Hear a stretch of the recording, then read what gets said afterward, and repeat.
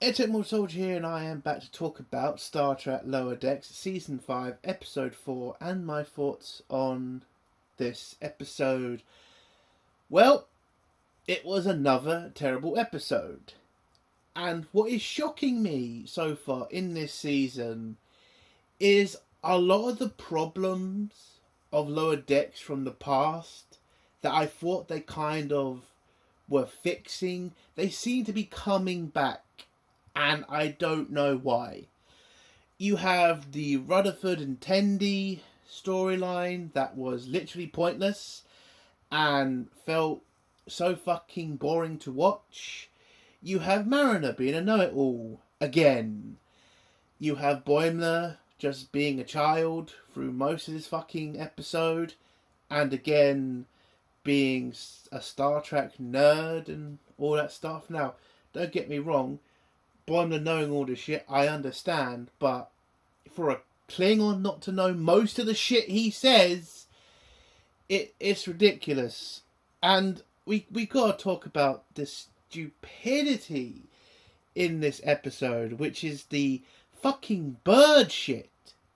Like, seriously, we're having an influencer fucking storyline. Food critics like, oh, fuck off. Like, that is just not Star Trek. That whole part of the episode was such a fucking waste of time. I honestly could have watched paint dry and felt like I watched something decent. That's how boring that storyline was.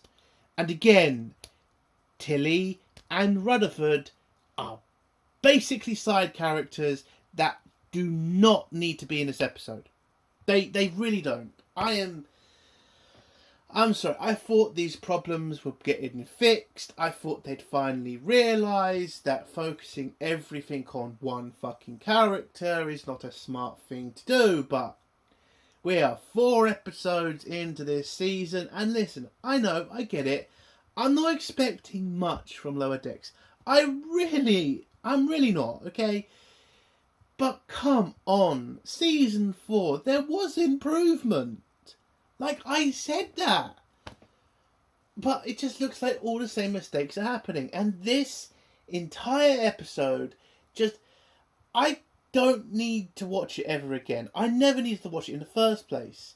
I mean, yes, in this episode, they're finally giving us the main story or main focus of what's going to be at the end of this series, which is what they were looking for in this area. I can't go into it because against spoilers, but we found out what's going to be the main focus of the series.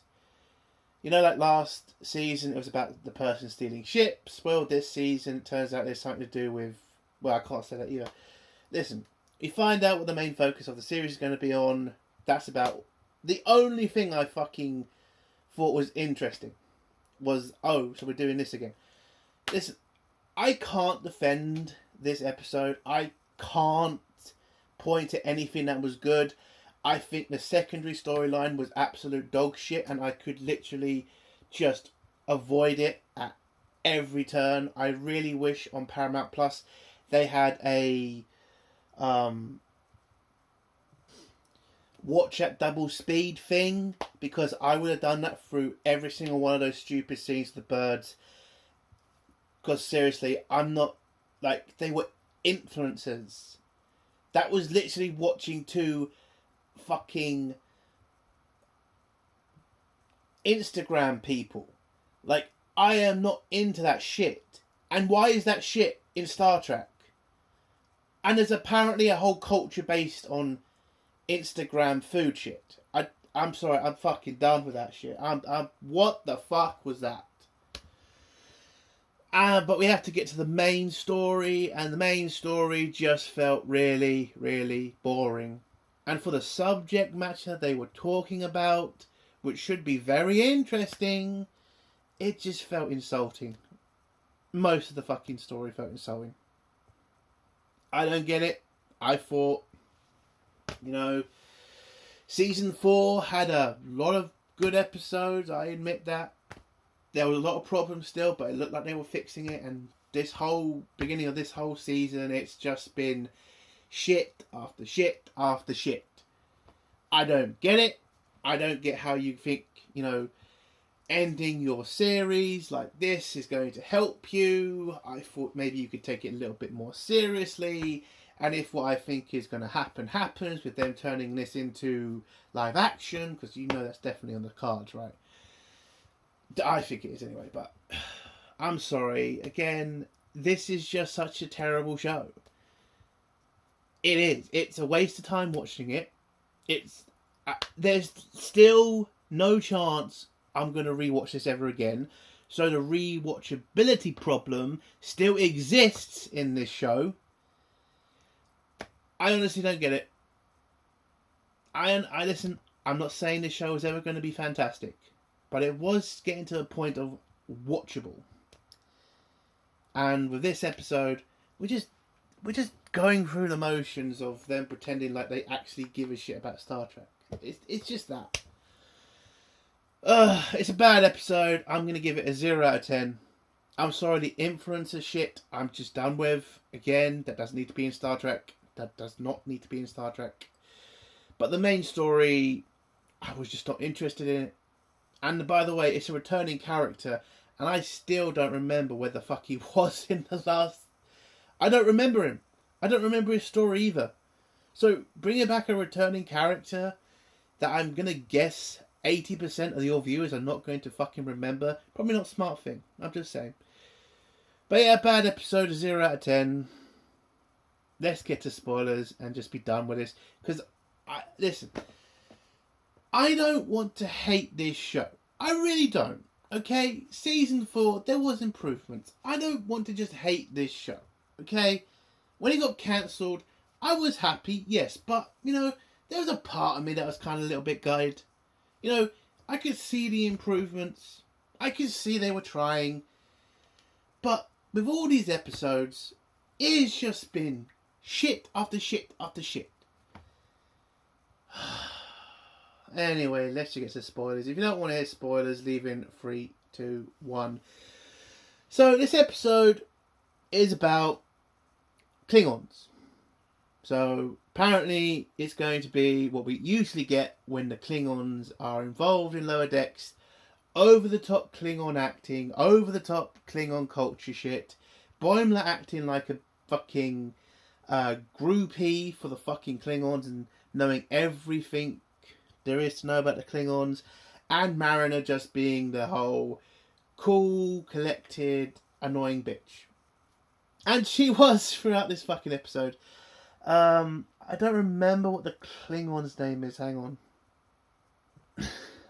I think his name was Mach, I think. Well, if you don't remember who he is, in a previous season, he had to deal with a rebellion on his Klingon ship, and Mariner helped him out there. Again, I don't fully remember the episode. Again, rewatchability problem, because apparently, again, that is a big problem with this show. When you can't be asked to watch any more of it ever again, what's the point making it? But yeah, I don't really remember. All I remember is Mariner helped Mark out of a jam on his ship, and now he has been, discharged from the Klingon fleet and is now on a farm with Targs and shit, and his brother who acts like a human when he's supposed to be a Klingon.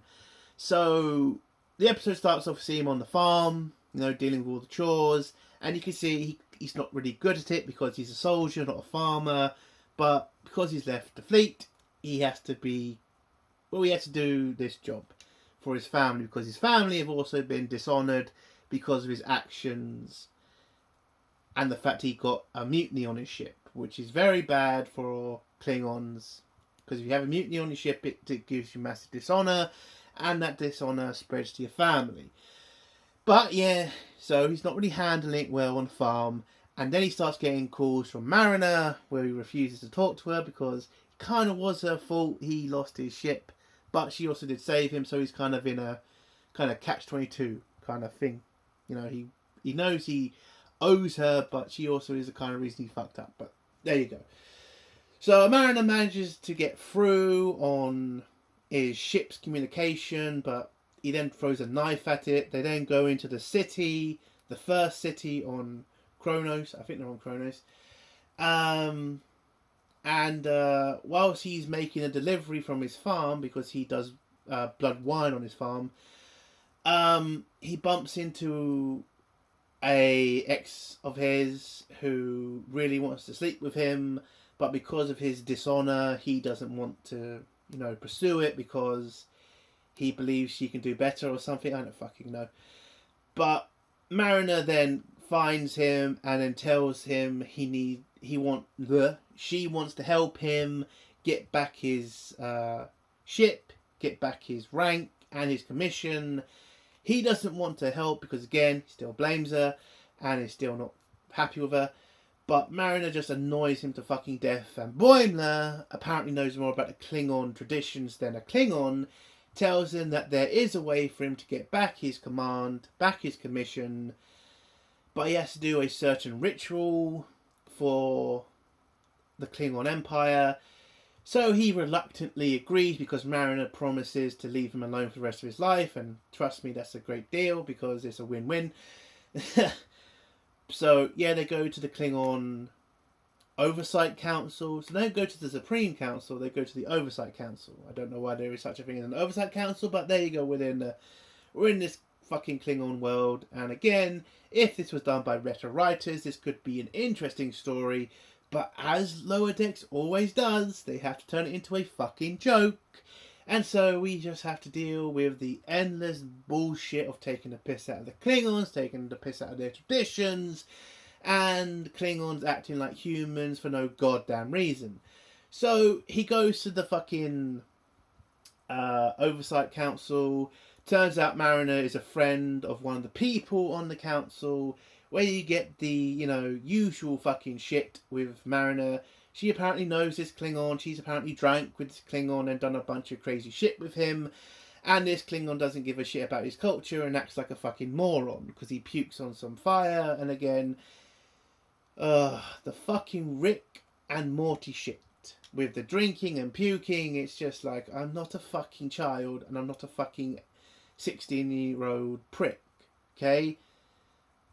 It's just fucking old now, that shit. It is just, puke humour. I'm just fucking done with it, man. So the person on the council, well, the head of the council oversight committee, is apparently the brother of the person who led the coup against Mach, and he doesn't want to help him. He pretty much wants to kill him for killing his brother, but because of Klingon tradition, he has to accept the challenge. So he then sets a bunch of challenges for the group because you have to go in with a crew. That's why Mariner has to grab his brother, who couldn't give a shit even though he's a Klingon. Again, throughout the episode, his brother doesn't give a shit about Klingon tradition. It's just very weird to see a Klingon act like that. Like, people could probably point to, B'Elanna Torres and, say, well, she was a Klingon and she didn't really give a shit about tradition. Half Klingon. And even she respected Klingon tradition to a point. Where this brother guy, is just like, he could not give a fuck. Like, his family's been dishonoured, his brother's trying to win back his honour, and he's just like, I couldn't give a shit, let's get drunk. That's it. It's so fucking ridiculous. And I get it, right? I think this is funny. Have a pathetic Klingon who doesn't give a shit about tradition, because that's always good to have in Star Trek. I'm fucking done. Like, the disrespect the Klingons get, from these writers, like, what the fuck? But, they get their but who gives a shit? So the first trial is basically the pain stick trial from the Klingons. If you remember, Worf did a similar thing, for his birthday, because the crew kind of realised, I'm not going to that. You know what pain sticks are? So basically, this is a different kind of pain stick challenge.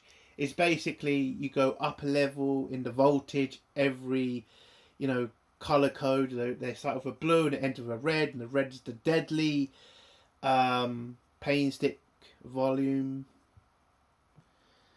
So, that's the basic challenge. And Mach, then, again, he's completely hesitant throughout this episode about trying to get back his honor, which is very confusing because a Klingon should literally be trying to die to get back their honor if they have to.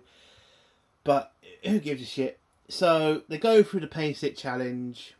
The brother also refuses at the start, but Mariner promised him 1,000 Klingon dollars, and so he agrees to help his brother, again just taking the piss and trying to make a laugh out of nothing, which doesn't work.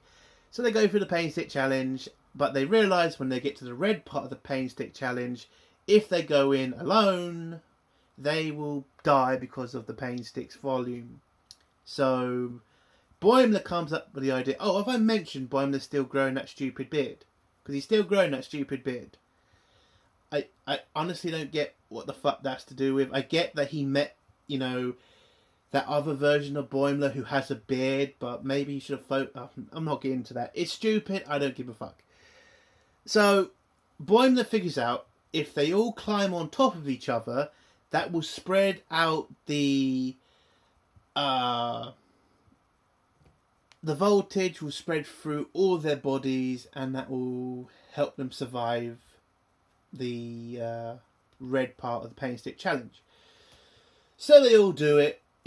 Mach, kind of acts like a bitch about it and says you shouldn't be doing this, but who the fuck cares? It works, they get through it, and woo, they win the first challenge. I guess we should talk about the other story in this episode, but I'm just going to go through it pretty quick because it's pretty shit. And again, it just didn't need to be in this episode. So you remember the bird guy who's the therapist on the ship? Well, his people are coming aboard. And it turns out in his people's culture, and I don't get why this is fucking it. I honestly don't get it. Okay, I don't get it. Okay, so apparently this culture only made warp drive so they can find spices, because it turns out the thing that his species regards over everything, even people in the science or the military, are foodies. I am not taking the piss. Their entire culture wanted to make warp travel to find new foods. Oh my god.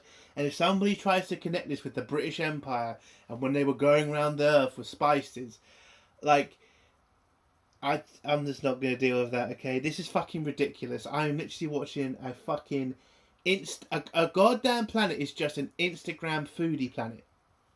Or a Yelp planet. That's what this fucking guy comes from. So basically these two foodie pricks come on the ship, and the therapist doctor guy, he needs to impress them because they're very influential on the planet, and if he fucks up he could be going to spice prison. I am not making that up. He will go to a prison where he will not be able to eat anything with good spices in them. He only get bland food. And to his people, that is like a death sentence. It's a fucking joke. It's a fucking joke. That's got... who the fuck writ this? Why the... I'm not dealing with it. It's shit. Basically, throughout the fucking story, these two food bastards keep saying it. Everything the counsellor puts in front of them is shit. And then when it turns out that he didn't do enough spices on a dish...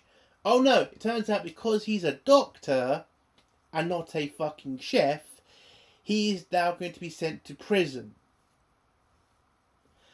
Again, I have no idea what this culture is for. What the fuck is Starfleet dealing with these motherfuckers? And so he's going to be sent to prison, but when he gets back to his home planet and gets offered his last decent meal, when the two foodie pricks eat some special food from, I don't know, these monk-looking motherfuckers, it turns out Starfleet had transported different foods, and it turns out these foodies have lost their sense of taste and smell.